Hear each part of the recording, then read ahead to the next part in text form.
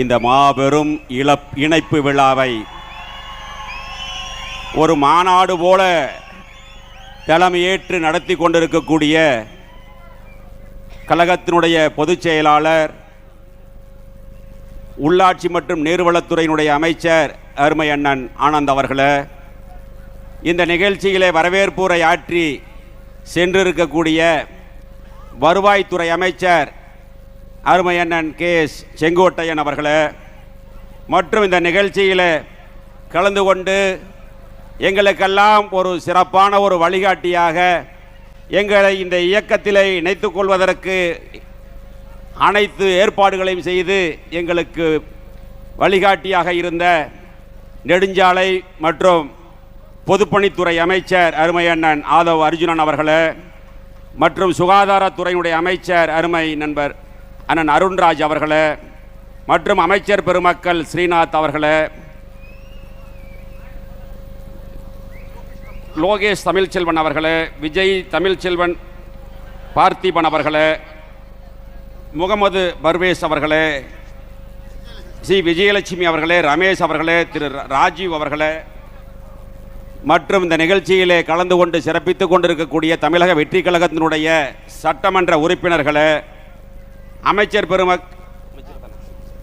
பெருமக்கள் பி மதன்ராஜ் அவர்களே, ஜெகதீஸ்வரி அவர்களே, சட்டமன்ற உறுப்பினர்களே, இங்கே கழகத்திலே தமிழக வெற்றி கழகத்திலே தங்களை இணைத்துக் கொள்ள வருகின்றிருக்கக்கூடிய முன்னாள் சட்டமன்ற உறுப்பினர்கள், முன்னாள் அமைச்சர் பெருமக்களே, முன்னாள் உள்ளாட்சி பிரதிநிதிகளே, இங்கே அலைகடலாக வருகின்றிருக்கக்கூடிய அனைத்து இந்திய அண்ணா திராவிட முன்னேற்ற கழகத்தினுடைய ஆணி வேறாக திகழ்ந்த கழகத்தினுடைய இரத்தத்தின் இரத்தமான இளம் சிங்கங்களே, உங்கள் அனைவருக்கும் காலை வணக்கத்தை தெரிவித்துக் கொண்டு, புரட்சி தலைவரால் 1972 உருவான இயக்கம் அனைத்து இந்திய அண்ணா திராவிட முன்னேற்ற கழகம் என்ற மாபெரும் இயக்கம். அந்த இயக்கம் தோன்றிய வரலாறு தீய சக்தியை, திமுகவை ஒழிக்க வேண்டும் என்று உருவான இயக்கம். தலைவர் இருக்கின்ற வரை அந்த இயக்கம் ஆட்சி அதிகாரத்தில் இருந்தது. இந்திய வரலாற்றில் ஒரு பிராந்திய இயக்கம் கட்சி தொடங்கிய உடனேயே பாராளுமன்ற இடைத்தேர்தலில் வெற்றி பெற்ற வரலாறை படைத்த தலைவன் புரட்சி தலைவர் எம்ஜிஆர். அதன் பிறகு கோவை சட்டமன்றத்தினுடைய இடைத்தேர்தல்.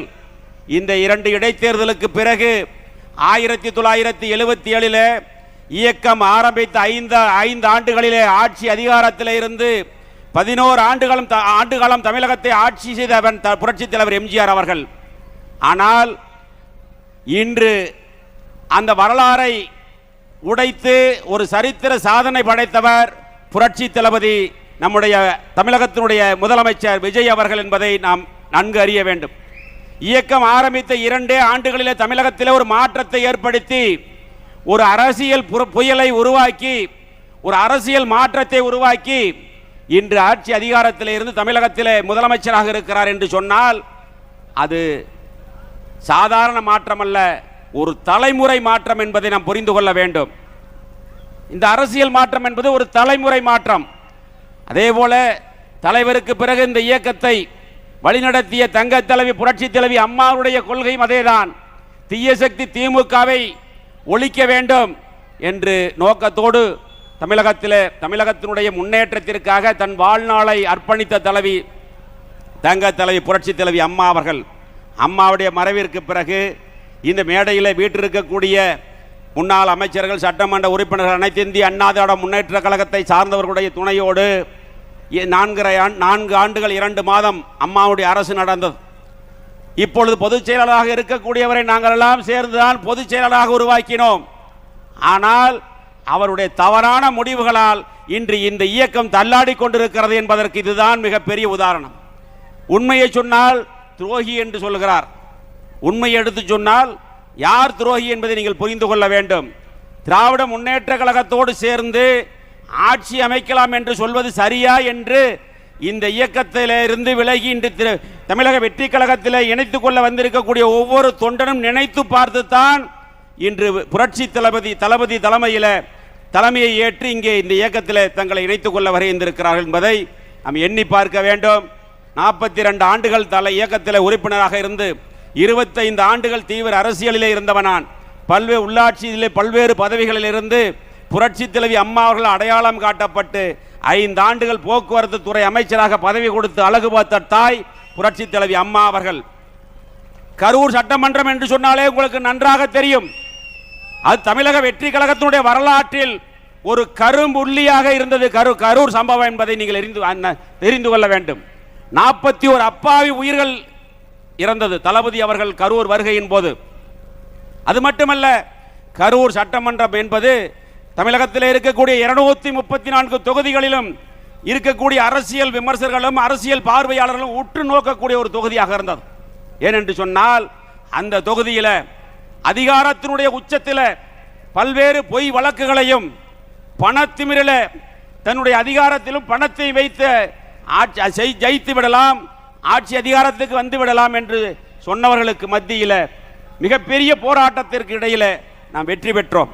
இருந்தாலும் வெற்றி பெற்ற பிறகும் சட்டமன்ற உறுப்பினர் பதவியை துறந்து இன்று தளபதி புரட்சி தளபதியினுடைய தலைமையில் இந்த இயக்கத்தில் கரூர் மாவட்டத்தில் இருக்கக்கூடிய அனைத்து இந்திய அண்ணா திராவிட முன்னேற்ற கழகத்தின் நிர்வாகிகள் அத்தனை பேரும் இங்கே வருகின்ற தங்களை இதில் இணைத்துக் கொண்டிருக்கிறார்கள் என்று சொன்னால் இன்று அரசியலுடைய நிலை என்ன என்பது தெரியும்.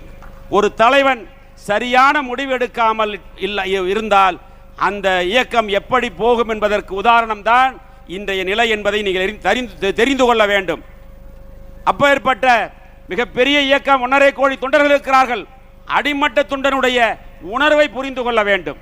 நான் பல மேடைகளில் பேசும் பொழுது சொல்வேன், கீழே இருக்கக்கூடிய தொண்டன் கொடி பிடித்தால்தான் அந்த இயக்கத்தினுடைய தலைவன் கோட்டையிலே கொடியேற்ற முடியும் என்பதை புரிந்து கொள்ள வேண்டும். அப்பேற்பட்ட மாபெரும் இயக்கம், அந்த இயக்கம் திராவிட முன்னேற்ற கழகத்தோடு சேர்ந்து ஆட்சி அமைக்கலாம் என்று சொல்கிறார்கள்.